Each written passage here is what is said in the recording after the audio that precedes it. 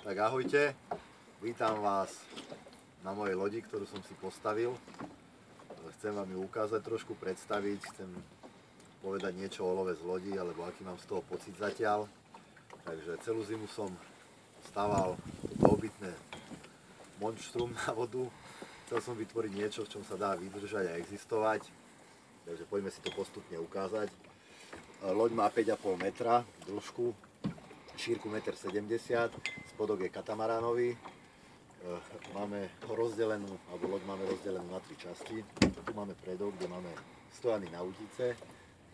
Stojany sú otočné, takže viem vlastne chytať každý smer 360 stupňov okolo lode. V podstate ju viem vytočiť aj keby som chcel chytať za loďou. Ešte mám urobené také stojany na bok lode, na tieto boky, čiže po prípade si viem dať stojan na bok lode a viem chytať úplne vlastne hoci ktorý smer. A v podstate udice mi nezabraňujú v pohybe na lodi. Urobil som si takýto predok s odkladacím priestorom na rôzne kotvy lana, špongie, plachty a čo ja viem, takéto hábojky a veci, ktoré zase vo vnútri by mi nevadili, alebo vadili, aby bolo čo najviac miesta. Tu, kde sedím, vlastne to je stred lode, kde v podstate existujem. Je to nejakých 1,30 m dĺžka, pardon. Tu nás som v podstate celý deň, keď je pekné počasie. Mám tu iba s krmivom, neviem, takéto veci. Tu sa pohybujem a teraz poďme. A tu nás začína obytná časť.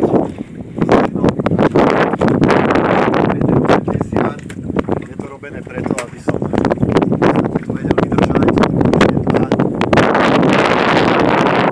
Som nejaký bol taký proste, že človek fakt sa tu môže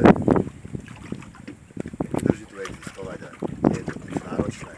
Takže urobil som si takéto zatváracie dvere. Vo výťahu. Proti počasiu.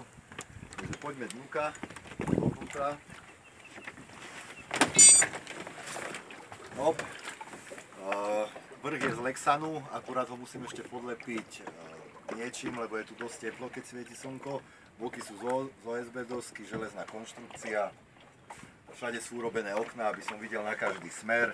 Postel je napevno, stolík vyklápací, polička. Vzadu máme otvor na motor, aj slúži to na to, aby proste išiel, keď bude teplo v lete, tak aby sa tu dalo existovať. Prejde vám tady vzduch, čiže je to také zadné okno na stane. Uvidíme, ak budú komáre, keď boli komáre alebo niečo, tak tam urobím nejakú sieťovinu, aj na predné dvere. Urobil som si tu osvetlenie, normálne svetla, mám baterku. Sú to 12V diodové žiarovky, fakt nežerú skoro nič a vydrží vám to svietiť koľko chcete. Mám to urobené, jednu mám vo vnútri, jednu mám aj tu na lampu, čiže keď niečo robím večer po tme, alebo ja neviem, budem mať záber a pôjdem od lode, tak aby som sa vedel vrátiť bez problémov v lodi, tak to je vymyslené takto. Teraz z boku máme pripevnený malý čeln na vyvážanie. Je to jednoduché, proste si do neho skočím a idem si vyveziem, preveziem, idem po rybu. Čo sa týka kotvenia, minule som skúšal vyvezovanie o nejaké stromy alebo prekážky, ktorých je tu na Dunaji strašne veľa. Dneska skúšame, alebo od včera skúšam takéto tyče, sú skoro 4 metre dlhé, pod nami je hĺbka vody meter, dno je také pieščité, potom je tam štrk a zase je piesok. Je to zabité, ja neviem, 1,5 metra vo vode, čiže fakt s loďou v podstate jemné vlnky sú, ale sami vidíte, že vlastne nie je to ani cítiť. Dneska už fúkal dosť silný vietor a ako je to jemné kymácanie, ale proste myslím si, že nie bude nikdy fúkať taký vietor, aby nejakým spôsobom to mohlo prevrátiť alebo niečo. Dneska som zistil ešte jednu vec a to je tá, že zo začiatku mi trošku, je to taký zvláštny pocit, keď celý deň fúka vietor, tak vás trošku kymáca. Bolievala ma hlava, ale dneska som prišiel na to, že keď sedím takto vo vnútri, tak je to, ako keby sa človek neviem, uzemnil a hlava ma prestala boleť a úplne sa to dá zvládnuť bez problémov, aj keď fúka a celý deň s vami kymáca. Čo sa týka spania, je to úplne bez problémov, večer zaspím, spím jak bábätko celú noc.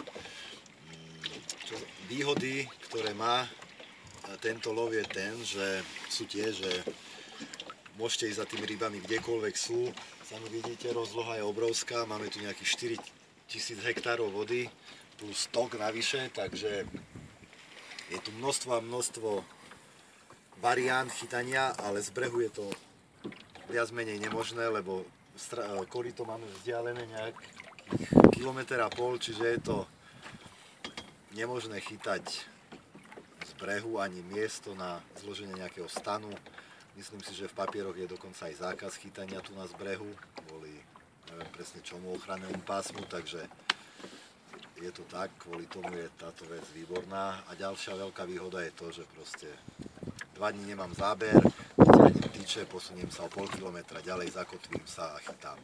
Zas nemám záber, nájdem lepšie miesto, je to variácia neskutočná, môžem sa kľude posúvať a prechytávať tie rôzne miesta.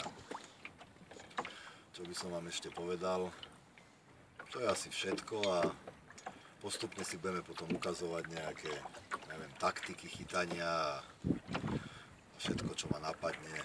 Vždycky takto urobíme si nejaké to video a strašne veľa som mal otázok kvôli tomu vetru, toho som sa asi najviac bál zo všetkého, že tá kabína je dosť vysoká, ale fakt sme boli aj s kamarátom, ktorý to nahráva, skúšať, keď bol veľmi silný vietor a naskôr sme loď dali bokom, aby sa ten vietor opieral z boku do tej lode, ale s loďou to v podstate okrem jemných výkyvov nerobilo nič, takže toto sme nejak vylúčili a už ja vidím v tomto love len samé výhody.